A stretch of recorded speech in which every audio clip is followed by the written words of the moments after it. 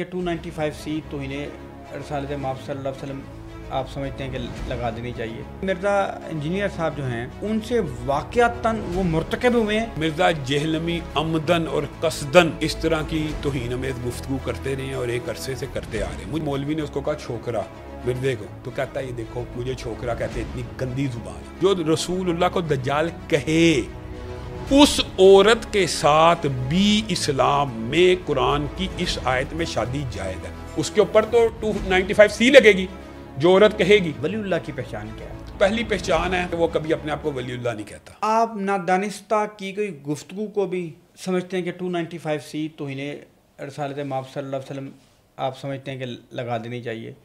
آپ تو اہل حدیث علماء کے اوپر تو آپ کا خود اعتراف ہے کہ بہت زیادہ مقدمات جو ہیں سب سے زیادہ بنائے گئے. آپ تو اس کا وکٹم ہیں، تو آپ کیا سمجھتے ہیں کہ مرزا انجینئر صاحب جو ہیں ان سے واقعتاً وہ مرتکب ہوئے ہیں؟ بنیادی طور پہ طارق بھائی جو آپ نے سوال کیا اس کے دو پہلو ہیں. ایک ہے وکٹم ہونا اور جعلی مقدمہ درج کرنا، وہ کسی صورت نہیں ہونا چاہیے. میں تو یہ سمجھتا ہوں بلکہ ہمارا ایک عرصے سے اہل حدیث اسکول آف تھاٹ کا مطالبہ ہے، لیکن اس کا مطلب یہ نہیں کہ ہم توہین رسالت کی جو دفعات ہیں ان کے خلاف ہیں. ہمارا مطالبہ یہ ہے کہ ایک شخص کسی کے اوپر توہین رسالت کا الزام لگاتا ہے، یا تو وہ ثابت کرے. اگر وہ ثابت نہیں کر سکتا تو اس کے اوپر وہی دفعات لگنی چاہیے کہ گویا اس نے وہ الفاظ اس کے منہ میں ڈالے. جہاں تک تعلق ہے مرزا جہلمی کے حوالے سے، تو میں یہ ایماندارانہ سمجھتا ہوں کہ مرزا جہلمی عمدن اور قصدن اس طرح کی توہین امیز گفتگو کرتے رہے ہیں اور ایک عرصے سے کرتے آ رہے ہیں. مجھے ایک بات بتلائیے، انہوں نے ایک جملہ، یہ پہلا جملہ نہیں ہے، انہوں نے اس سے پہلے بھی بے شمار صحابہ کرام کے بارے میں، خود رسول اللہ صلی اللہ علیہ وسلم کے بارے میں یہ کہا یہودی کہتے ہیں، یہ کل کا چھوکرا ہے. آپ مجھے بتائیں یہودیوں نے جو کچھ مرضی کہا ہو، یہ کہاں کہا ہے؟ اگر انہوں نے نہیں کہا تو یہ آپ کہہ رہے ہیں کہ یہودیوں نے کہا. اگر انہوں نے نہیں کہا یا تو آپ ثابت کریں انہوں نے کہا ہے. میں یہ جائز بات کر رہا ہوں نا. پھر اس نے اس بات کا جواب دیا کہ چھوکرا کون سی ایسی کوئی بات ہے. پھر ایک مولوی نے اس کو کہا چھوکرا مردے کو، تو کہتا ہے یہ دیکھو مجھے چھوکرا کہتے ہیں، اتنی گندی زبان ہے. جس لفظ کے بارے میں آپ خود کہتے ہیں یہ گندا ہے، وہی لفظ آپ یہودیوں کے منہ میں ڈال رہے ہیں کہ یہودیوں نے کہا ہے. آپ یہودیوں کی وہ کتاب دکھا دیں کہ جہاں پہ انہوں نے کہا ہے، ورنہ آپ جھوٹ بول رہے ہیں، آپ یہ ان کے منہ میں ڈال. بعین اسی طرح یہ جو اس نے بات کی ہے کہ جو رسول اللہ کو، دونوں جملوں میں فرق ہے طارق بھائی، ذرا غور کرنا. ایک ہے جملہ جو رسول اللہ کو دجال مانے، صرف اسی پر بات نہیں کیا، اس نے کہا معاذ اللہ ثم معاذ اللہ، یہ تو ہم کہتے ہوئے بھی کام جاتے ہیں. جو رسول اللہ کو دجال کہے اس عورت کے ساتھ بھی اسلام میں قرآن کی اس آیت میں شادی جائز ہے. وہ قرآن کی کون سی آیت ہے جہاں پہ یہ لکھا ہے کہ جو عورت رسول اللہ کو یہ کہے اس کے ساتھ شادی جائز ہے؟ یہ کہاں ہے؟ اس کے اوپر تو 295C لگے گی جو عورت کہے گی. آپ اور یہ انہوں نے کس کے بارے میں کہا یہ بھی پتا آپ کو؟ مسیحی کمیونٹی کی کوئی لڑکی رسول اللہ کو دجال کہے تو اسلام اتنا کھلا مذہب ہے کہ اس سے نکاح کی اجازت دیتا ہے. میں کہتا ہوں یہ اتنے سنگین نوعیت کے الفاظ ہیں. یا تو وہ ثابت کرے کہ قرآن حدیث میں یہ بات لکھی ہے. اس کو یہ بھی معلوم ہے کہ یہ کہنے سے نکاح کرنا تو بڑی دور کی بات ہے، اس کے اوپر مقدمہ ریاست چلائے گی. دیکھیں 295C میں ایک جو ہمارا اختلاف چلتا ہے نا، جیسے سعد رضوی صاحب کی بات ہو رہی تھی، ہم یہ کہتے ہیں کہ 295C بھی جو ہے اس مقدمے کے اندر بھی ریاست پروب کرے اور عدالت اور قاضی کا معاملہ ہے. میں اور آپ اٹھیں کسی بندے کو کہیں اس نے تو توہین رسالت کی قتل کر دیں، جائز ہے؟ بالکل ناجائز ہے. اب یہ بات ہے تو، لیکن اگر کسی نے کی ہو تو اس کو ریاست اور ادارے سزائے موت دیں، جائز ہے کہ نہیں؟ جائز ہے. ہاں بس اتنا فرق ہے. تو ہم یہ سمجھتے ہیں کہ بنیادی طور کے اوپر جو اس نے بات کی ہے یہ یا تو قرآن سے ثابت کرے کہ قرآن میں یہ لکھا ہے، جو آیت کا حوالہ دیا اس نے سورۃ مائدہ میں فلاں فلاں جگہ، قرآن میں کہیں یہ موقف نہیں ہے کہ جو عورت رسول اللہ کو یہ کہے گی اس سے نکاح جائز ہے. یہ اس نے اجماع امت کے خلاف بات کی ہے. اور پھر انہوں نے کہا یہ مسیحیوں کا عقیدہ ہے اور مسیحی کہتے ہیں اور مانتے ہیں. میں آپ کو سچی بات بتا رہا ہوں، مجھے مسیحی رہنماؤں کے فون آئے، مسیحی رہنماؤں کے، اور آپ میری وہ تقریر کے نیچے مسیحی پادریوں کے کمنٹس دیکھ لیں. انہوں نے کہا علامہ صاحب اس بندے نے ہمارے پہ جھوٹا الزام لگایا. یہ جو دجال کا لفظ ہے یہ اسلام میں اور یہودیت میں تو موجود ہے، عیسائیت میں موجود نہیں.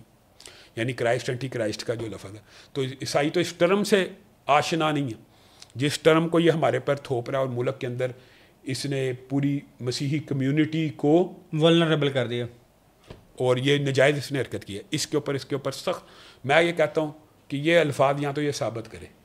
اگر یہ ثابت نہیں کر سکتا تو پھر تو یہ اسی نے کہے ہیں نا, پھر تو یہ اپنی طرف سے اس نے گڑے ہیں نا. دوسری بات یہ ہے کہ 295C کے علاوہ آئی ہے. اس نے کہا تابعین رج کے جھوٹے ہیں, اس نے کہا صحابہ کے ساتھ معاذ اللہ یہ ہوا, فلاں صحابی طاعون سے ایسے فوت ہو گیا. مرزا قادیانی کو ڈیفینڈ کرتے ہوئے کہتا ہے کہ فلاں صحابی, آپ اس کو لیٹرین کے بارے میں کہتے ہو تو صحابی فلاں طاعون کی بیماری سے معاذ اللہ. پھر کہتا ہے قرآن پاک کو بغیر ترجمہ پڑھنا ایسے ہے جیسے فرینچ میں گالیاں نکالنا. یار قرآن پاک کو ترجمے سے پڑھنا چاہیے, لیکن کیا الف لام میم پڑھنا ثواب ہے کہ نہیں؟ الف لام میم کا ترجمہ آپ کو آتا ہے؟ نہیں آتا. 30 نیکیاں ملتی ہیں, صحیح حدیث ہے, ملتی ہیں. تو بغیر ترجمہ پڑھنا کہتا ہے فرینچ میں گالیاں نکالنا. یہ توہین نہیں ہے, یہ شریع گستاخی ہے.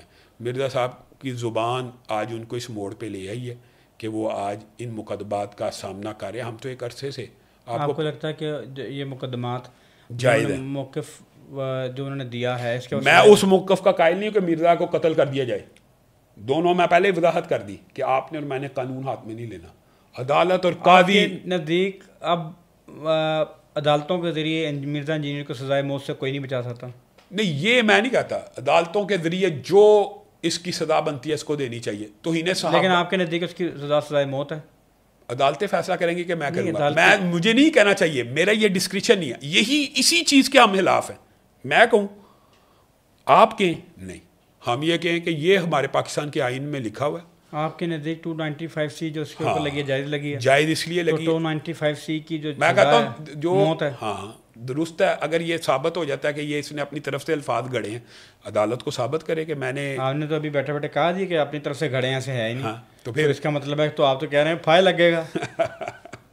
اس کو بہرحال اس فتنے کو اور اس کی گمراہی کو. باقی سر یار میں آپ کو ایک بات بتاؤں طارق بھائی, اس نے ایک بندے کی نہیں, اس نے صحابہ کی, تابعین کی, انبیاء کی, اس کا چلن تھا. علماء جو ہیں یہ میرے سے ذرا جملہ معترضہ ہے. کوئی بات نہیں, تسی آپس ہی لڑتے رہے, تانوں انجینئر لکوں لے گیا. کس طرح؟ میں کہتا ہوں جی گلی محلے کوچوں میں اس نے کہا کہ ڈیمیج ہیز بن ڈن.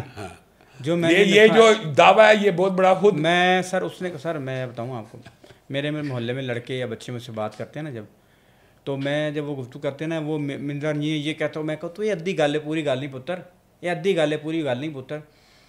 ایک جو اس نے سب سے بڑا ڈیمیج کیا, اس نے یہ ڈیمیج کر دیا سر کہ ہمارے ہاں صحابہ کرام رضوان اللہ اجمعین کے حوالے سے جب گفتگو کی جاتی ہے تو ادب کا پہلو ہم پکڑتے ہیں اہل سنت والجماعت. بالکل, یہ آپ درست نشاندہی ہمارا عقیدہ جو ہے نا وہ اس نے صحابہ کے بارے میں تشکیک پیدا کر دی, شکوک و شبہات. ہم جو اہل سنت والجماعت ہیں, ہم نا ادب کا پہلو پکڑتے ہیں. بالکل پکڑنا چاہیے. اگر ہم صحابہ کو معصوم نہیں سمجھتے, لیکن ہم سمجھتے ہیں کہ ان سے غلطیاں بھی ہو سکی, ان کا معاملہ اللہ کے ساتھ, ہم نے ان کے بارے میں ادب کا رویہ. میں آپ کو ایک جملہ اس سے بھی بہتر دیتا ہوں.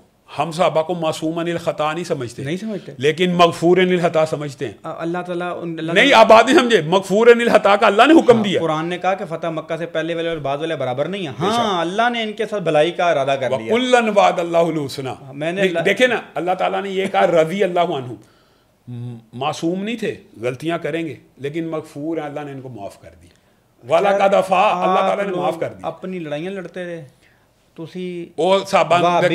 دیکھو نہیں, ہم کیا لڑائیاں لڑتے رہے, اس نے صحابہ کے بارے میں جب بات کی ہم اس کے خلاف بھی کھڑے رہے. تہاڈے نزدیک بریلوی مشرک سن, انہوں دے نزدیک تسی گستاخ رسول ہو, معاذ اللہ ثم معاذ اللہ.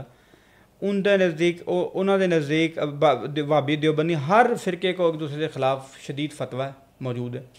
میں نہ کسی فتوے کا قائل نہیں ہے, میں سارے دے بارے ادب درویہ رکھنا, ٹھیک ہے. کوئی سی شخص کو حق نہیں کہ اٹھ کے کسی پہ کافر کا فتویٰ لگا دے, یہ علماء کا کام ہے, اللہ جانے تیرا بجانے. اچھا, اب آپ کی اس بات سے بھی ایک نتیجہ حد ہوتا ہے. اگر ایک مسلمان کو کافر کہنا جائز نہیں ہے, رسول اللہ نے کہا ہے نا کہ اگر کوئی کسی مسلمان کو کافر کہے گا تو اگر وہ کافر نہیں ہوگا یا وہ کہنے والا یہود ہو جائے گا, کفر پلٹ آئے گا. اب آپ سے ایک میں سوال پوچھتا ہوں, مسلمان کو کافر کہنا جائز نہیں ہے, لیکن صحابی کو بے ایمان کہنا جائز ہے. سر میں نہیں, میں کہتا ہوں کہ آپ تمام, اب یہ بات بتائیں, جو بندہ صحابی کو بے ایمان کہے گا اس کا ایمان باقی ہے. سر جی میں تو کہتا ہوں کہ صحابہ کے بارے میں یہ وہ مقام ہے جس پہ ادب کو دامن جو نا زور سے تھامنا. ہاں, تو یہ شخص کہتا ہے کہ ہم بھی بادل خاصہ ہی رضی اللہ کہتے ہیں, سر بھی پتہ کہ ہو جائے مامو کہتا ہے, ایسا نہیں کہتا. یہ اس کو ختم کر دیں, یہ گفتگو بڑے کرم اس پہ چلے گئی.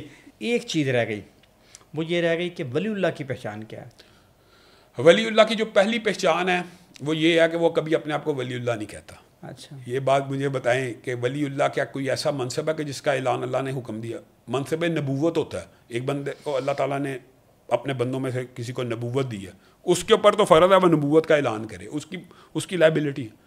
ولایت کوئی ایسا منصب ہے کہ وہ اعلان کرے, یا ولایت کے اندر وہی آتی ہے کہ بندے کو پتہ لگتا ہے میں ولی اللہ.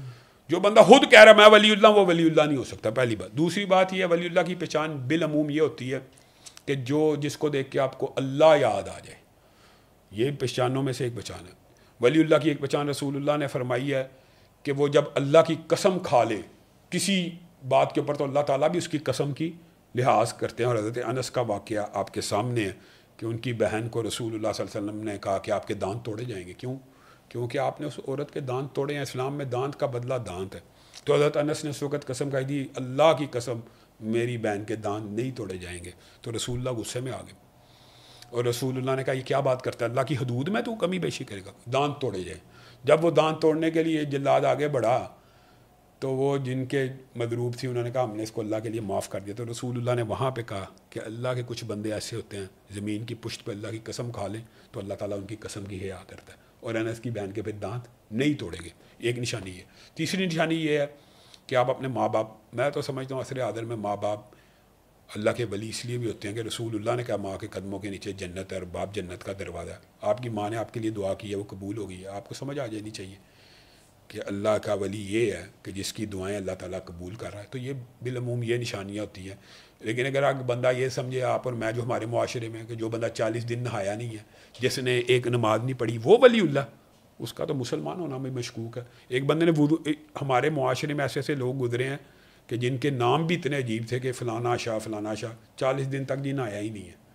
جس نے 40 دن تک نہایا نہیں ہے, جس نے وضو نہیں کیا, جس نے ایک نماز نہیں پڑھی, وہ بھی ولی اللہ بن گیا. ولی اللہ یہ نہیں ہے.